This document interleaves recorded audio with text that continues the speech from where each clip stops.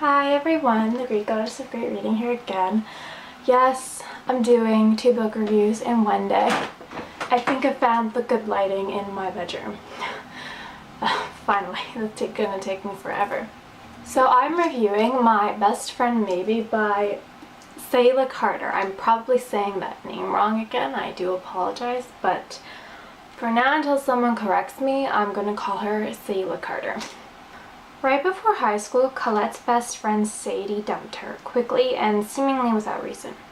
3 years later, Colette is still lonely. She tries to be perfect for everyone left in her life, her parents, her younger brothers, her church youth group, even her boyfriend Mark. But Colette is restless, and she misses Sadie.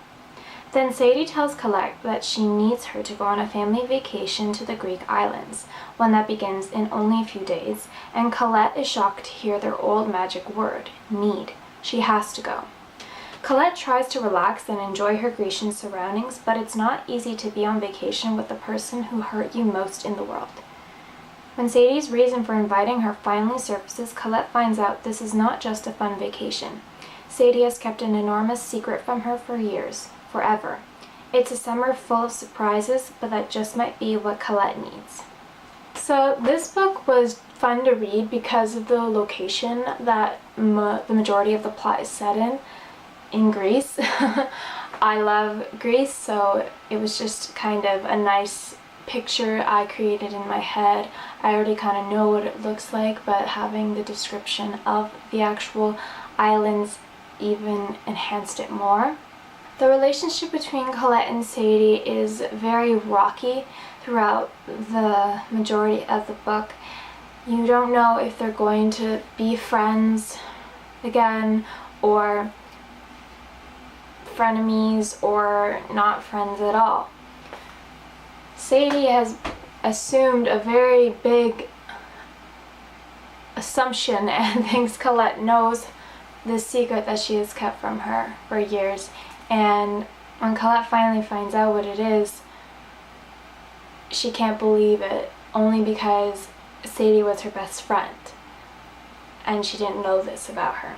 There's a lot of betrayal in this book, in the sense of family betrayal, friendship betrayal, intimate betrayal.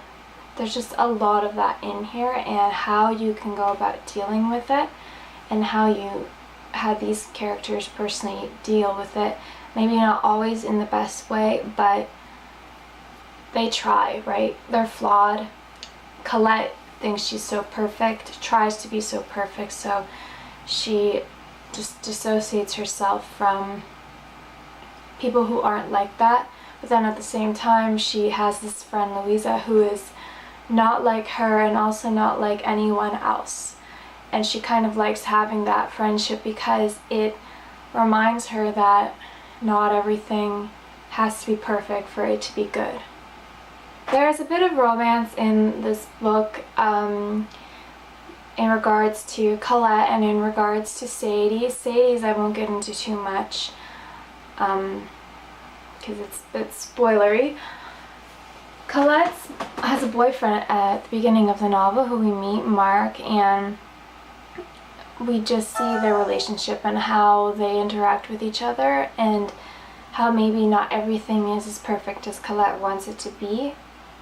And we see the progression of their relationship and how the events surrounding Sadie coming back into Colette's life will affect that relationship and any future relationships that Colette might have.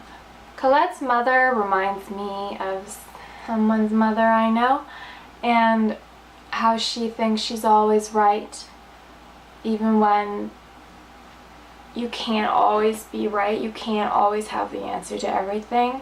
And I think a lot of parents are like that, and to have it so blatantly put out there and in our face throughout the novel, we feel for Colette because she has to live under this sort of overbearing force of her mother, who is always right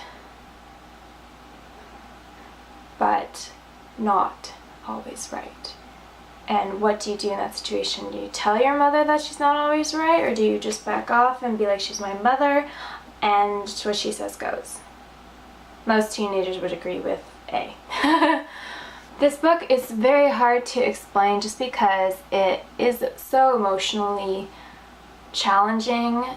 I don't want to get into why, because of course I will be revealing way too much, but it's very hard for me to explain, and all I can say is that you should pick it up. If you enjoyed Me, Him, Them, and It by Caela, I reviewed that a couple of weeks ago, you will also like this book because there's just all these layers to the story that you don't really see right away. Pick up My Best Friend Maybe by Caela from a bookstore near you, and I'll see you guys next time. Until then, keep reading.